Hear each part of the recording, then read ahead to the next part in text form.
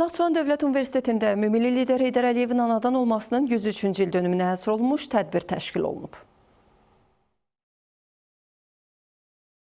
Əvvəlcə universitetin İncəsənət Fakültəsinin müəllim və tələbələrinin əl işlərindən ibarət rəsm sərgisinə baxış olub.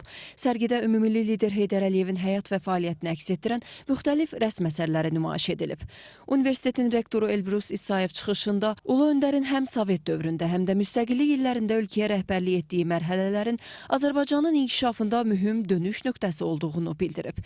Qeyd edib ki, ümumilli liderin qurucusu olduğu müstəqil Azərbaycan Prezident İlham Əliyevin rəhbərliyi ilə davamlı inkişaf yolunda irəliləyir və yeni zirvələr fəth edir.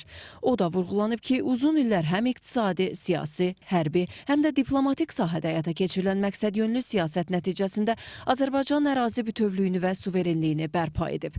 Qazanılan bütün nailiyyətlərin təməlində isə Ulu Öndər Heydər Əliyevin zəngin irsi və ideyaları dayanır. Azərbaycan Milli Elmlər Akademiyasının müxbir üzvü, əməkdar elm xadimi, tarix üzrə elmlər doktoru, professor Hacı Fəxrəddin Səfərli ötən əsrin 70-ci illərində Respublikanın iqtisadi, ictimai, siyasi və mədəni ideoloji həyatında böyük dönüş yaradan Ulu Öndər Heydər Əliyevin dil məsələsinə də böyük önəm verməsindən danışıb. Vurğulanıb ki, Ulu Öndər Heydər Əliyevin qətiyyətli və prinsipial mövqeyi ciddi səyi nəticəsində keçmiş Sovet Sosialist Respublikalar İttifaqının 1978-ci ildə qəbul edilmiş yeni konstitusiyasında Azərbaycan dili dövlət dili kimi təsbit olunub.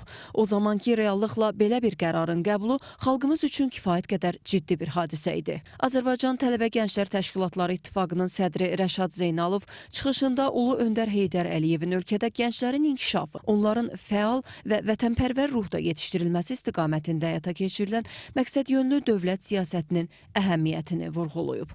Tədbirin bədii hissəsində konsert proqramı təqdim olunub.